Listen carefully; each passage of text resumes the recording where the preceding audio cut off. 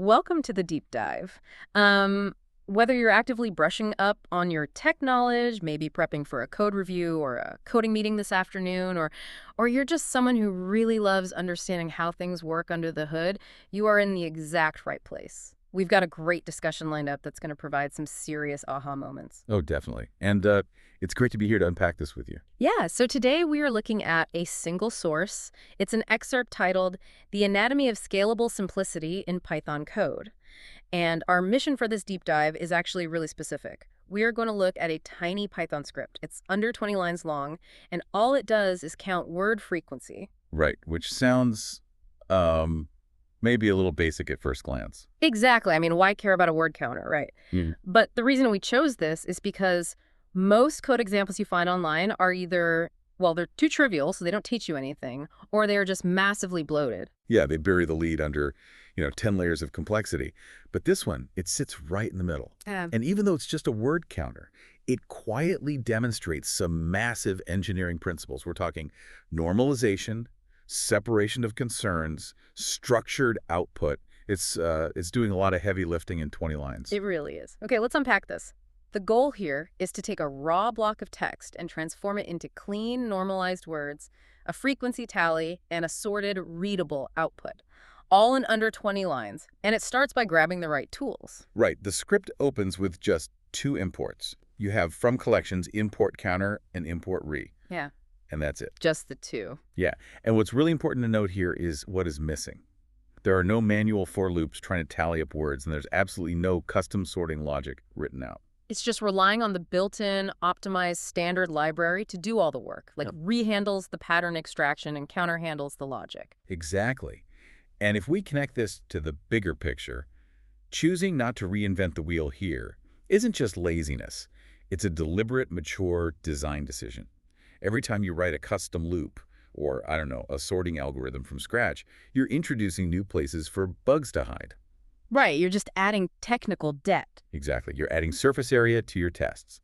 By leaning on the standard library, you get heavily optimized C-level execution speeds, and you're using tools that have been battle-tested everywhere. Minimizing the risk right out of the gate, which leads perfectly into how the rest of it is structured, because the very next line is def word frequency text. And I absolutely love this because it neatly boxes up the core logic. It does. It shows real structural discipline. By putting the counting logic inside a function, it keeps the input processing completely separate from the output formatting. It's the whole separation of concerns thing. Right. It makes the core logic reusable. It makes the script importable as a module. To give you a real-world analogy for this, think of it like a restaurant. You want to keep the messy, chaotic kitchen cooking completely separate from the clean, quiet dining room presentation. If you mix your cooking and your binding... Nobody wants to eat there. Right. If you're calculating data and printing to the terminal at the exact same time, you're basically chopping onions on the customer's table.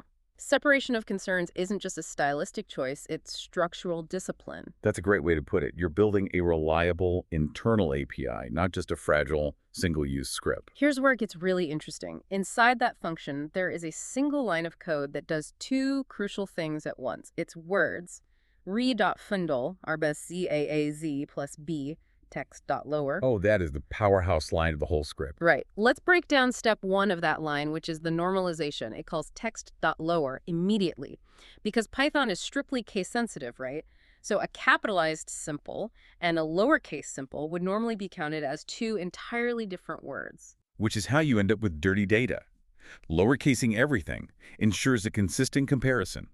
It levels the playing field before you even start looking for patterns. And then step two is the extraction. That's the re.findAll part with the regular expression. Can you break down that regex pattern for us, the Boz AZ plus B part? Absolutely. So regex can look like gibberish if you aren't used to it, but it's very logical. First, the B represents a word boundary. That tells the engine, hey, I'm looking for a distinct word, not something buried in the middle of a string. Right. Okay, a word boundary. Right. Then the AZ restricts the search to alphabetic characters only, no numbers, no weird symbols. And finally, the plus right after it just means we want one or more of those alphabetic characters. So what's the big takeaway here? Why go through the trouble of writing regex instead of just, splitting the text on spaces? Because splitting on spaces is a trap. If you split on a space, words at the end of sentences are still going to have periods or commas attached to them. Words in quotes keep their quotation marks. Oh, and then you have to manually strip all of that away later. Exactly. You end up writing this clumsy, cascading nightmare of place methods. But by using this pattern-based filter, the script just glides over the punctuation. It surgically extracts only the pure alphabetic tokens. It's a small change, but a highly meaningful improvement in precision. It just ignores the noise entirely. Yeah. I love that. So now we have our clean list of words. The next line is just return counter words. And as we mentioned, counter is a specialized dictionary from the collections module. Yes, perfectly designed for this. The source text gives a great example of this. If you give it an input list like simple, systems, scale, complex, systems, fail, it automatically outputs a dictionary like systems, 2, simple, 1, and so on. Right. It identifies the unique words, tracks the frequency, and stores those counts super efficiently. But the really important part here is the return keyword. Because it's not printing the result. Exactly. Returning the counter object instead of printing it keeps the function pure. A pure function has no side effects. It takes an input, gives an output, and doesn't mess with anything else in the environment. Which makes it so much easier to test, right? Infinitely easier to test, extend, or reuse. If you print inside the function, the data is trapped on the screen. If you return it, the calling code can actually use it, save it to a database, turn it into a chart, whatever you need. You're handing the power back to the caller. Okay, so after the function, we hit a very specific piece of Python convention, the main guard. It looks like it's namely main. Ah, yes. The classic main guard. This subtle little habit is a major signal of maturity in Python development. How so? It gives the file a dual identity. If you run the script directly from your terminal, that if statement evaluates to true and the demo block runs. But if you safely import this file into another project, that statement evaluates to false. So it won't automatically run your demo code and spam your terminal with word counts? Exactly. It completely separates the executable script from the reusable function. It's an execution firewall. That makes total sense. And inside that execution block, we have our sample text. The script reads, simple systems scale, complex systems fail. Keep systems simple. It's a very deliberate test payload. Yeah, it really is. It intentionally includes capitalization. It's got punctuation, repeated words. It's giving the script something meaningful to process, proving that the normalization and the rejects actually work. And once it runs that text through the pure function, we get to the output phase. Right. The script displays the output using a for loop. It says for-word, count in frequencies most common, and then uses a clean F string to print it out, like print fword.count. What's fascinating here is that instead of manually trying to sort dictionary items, which is notoriously annoying in Python. Oh, it's a huge pain. It really is. But the script just relies on most common. That built-in method automatically ranks everything in a descending sort. It results in this beautifully deterministic, simple, and clear output. So what does this all mean? We've just dissected a script that's less than 20 lines long, but it is packed with quiet best practices. Very quiet, but very powerful. Let's recap them for everyone. You normalize your data before comparing it. You isolate your core logic. You don't print inside that core logic. You use built-in optimized libraries. You separate your execution block from your reusable code. And you keep your data pipelines tight. It's a masterclass. Yeah. But this raises an important question. What happens when things get bigger? The natural expansions. Right. The source text brings this up, and this is exactly where true scaling conversations begin. The script works flawlessly on a simple English string, but what about Unicode? Oh, man. Yeah, the regex Bezier Z plus B completely breaks down if you feed it French accents or Cyrillic or Mandarin. It would just strip out all the accents and ruin the words. Exactly. And even in English, what about hyphenated terms? Right, like state of the art. Does the script count that as one word or 4 separate words because the hyphen isn't an alphabetical character? Based on our regex, it splits it into 4 words and completely destroys the original meaning.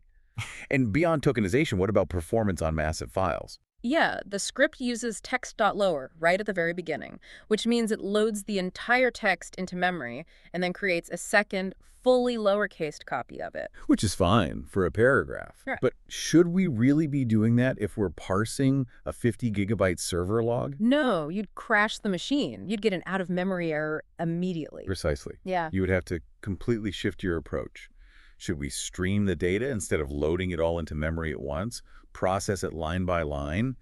These are the exact bottlenecks that senior engineers are looking for when they evaluate an architecture. And you can only have those advanced conversations because the baseline logic in this tiny script is so cleanly separated. Exactly. It's just brilliant. And I think that's our final takeaway here. This script does way more than just count words. It shows you how to transform raw input into structured data and how to write readable, extensible code. Small programs are so often dismissed as just beginner material, but they are exactly where good habits are formed. And good habits scale. They really do. And, to leave everyone with a final thought to mull over, building on that concept of scalable habits, let's apply it beyond code. If strict, elegant habits in a tiny 20-line script are the actual secret to scaling up to massive software architectures, what 20-line daily routines or tiny workflows in your own life are quietly determining the success or failure of your biggest, most ambitious projects? Wow. Yeah, if your foundation is a mess, everything built on top of it is going to struggle. That is a great thought to end on. Thank you so much for joining us on this deep dive. And to everyone listening, keep looking for that scalable simplicity in your own work. We'll see you next time.